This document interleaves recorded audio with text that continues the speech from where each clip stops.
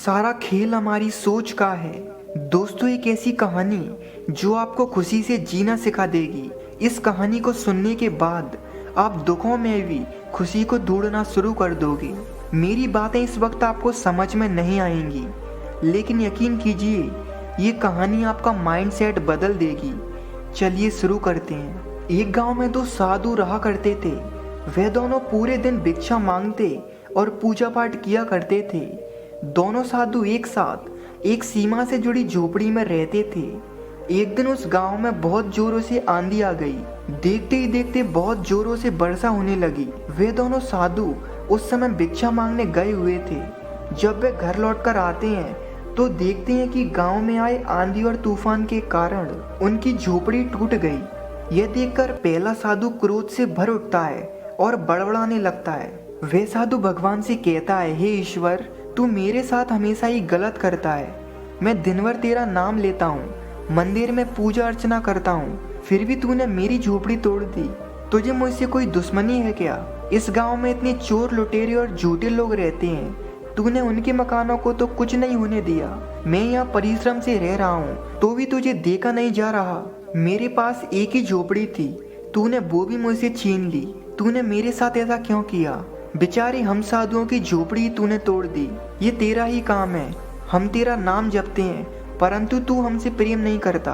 और इतना कहकर वे साधु रोने लगता है। वहीं दूसरी तरफ जब दूसरे साधु ने झोपड़ी की हालत को देखा कि वह आंधी और तूफान के कारण टूट गई, तो यह देखकर वे दुखी होने की जगह और भी ज्यादा खुश हो जाता है और नाचने लगता है। वह दूसरा साधु आनंद से भरा रहता है और भगवान से कहता है, हे ईश्वर, आज मुझे पूरा यकीन हो गया कि तू मुझे कितना प्रेम करता है, हमारी कितनी परवाह करता है, हमारे सुख दुख के बारे में तू कितना सोचता है। ये हमारी आधी झोपड़ी तूने ही बचाई होगी, वरना इतनी तेज आंधी और तूफान में तो हमारी पूरी झोपड़ी उड़ जाती। ये सब तेरी ही कृपा है कि अभी भी हमारे पास सर ढकने की जगह है। यह तेरी मेहरबानी है कि आज हम बेघर नहीं हुए, बल्कि हमारे पास सिर छुपाने की जगह है अभी भी। वह दूसरा साधु आगे कहता है कि निश्चित ये मेरी पूजा का फल है। कल मैं तेरी और पूजा करूँगा। मेरा तुझ पर विश्वास और भी बढ़ गया।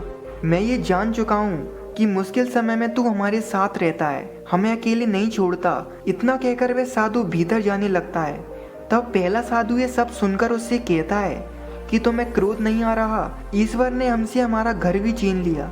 ये सुन वह दूसरा साधु कहता है कि नहीं, मुझे यहाँ कुछ गलत नहीं दिख रहा जिसके लिए मैं ईश्वर को दोष दूं। पहला साधु कहता है कि क्या मतलब है तुम्हारा?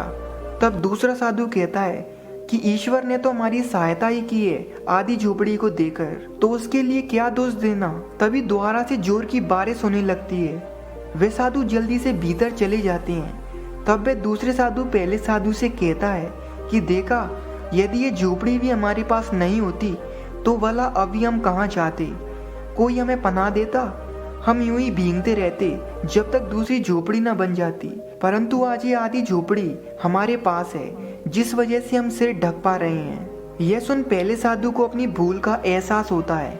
वह समझ जाता है कि जो भी होता है वह अच्छे के लिए होता है, बस हमें थोड़ा धैर्य रखकर उसके परिणाम का इंतजार करना चाहिए। हमें यही सीख मिलती है कि किस तरह दो लोगों ने एक ही घटना को अलग अलग नजरिए से देखा। उन दोनों की सोच समझ कितनी भिन्न थी एक दूसरे से। जहाँ एक घर टूटने का दुख मना रहा था, वहीं दूसरा कुछ ना से कुछ होने की खुशी मना रहा था। हमेशा इस बात का ध्यान रखें कि हमारी सोच हमारा भविष्य तय करती है। हमारी दुनिया तभी बदलेगी जब हमारी सोच बदलेगी। हम जैसा सोचते हैं वैसा ही हमारे साथ होता है।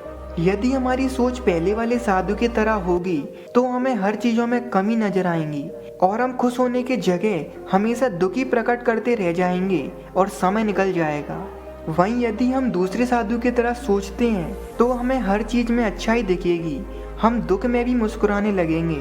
अतः हमें दूसरे साधु की तरह विकट से विकट परिस्थितियों में भी अपनी सोच को सकारात्मक बनाए रखना चाहिए। दोस्तों, अगर आप अभी तक इस कहानी को सुन रहे हो तो यकीनन आपको विश्वास नहीं होगा कि अभी से आपका जीवन बदल चुका है। जो आप इस कहानी की शुरुआत में थे, अब आप वो नहीं रहे। मेरी इस बात को सुनकर आपके मन में ये प्रश्न उठेगा, आखिर कैसे? तो सुनिए दोस्तों, इस कहानी ने हमको ये संकेत दिया है कि एक ही सिचुएशन में दो अलग अलग इंसान अलग अलग तरह की बातों को सोच रहे हैं, जिसमें एक इंसान उसी बात को गलत तरीके से ले रहा है और दूसरा इंसान उसी बात को अच्छी तरह से ले रहा है। इससे आपके दिमाग को ये समझ आ गया है कि किस तरह वह परेशानियों में भी अच्छी तरह सोच सकता है। इसके बाद कभी भी अगर ऐसी सिचुएशन आती है जब आपको लगे कि मेरे साथ कुछ बुरा हुआ है या फिर ऐसा मेरे साथ ही क्यों होता है, तो उस समय ये कहानी आपके माइंड में खुद ब खुद आ जाएगी और आप अच्छा सोच पाओगे। तो फिर दोस्तों, आज इस कहानी को यहीं अंत करते हैं। धन्यवाद।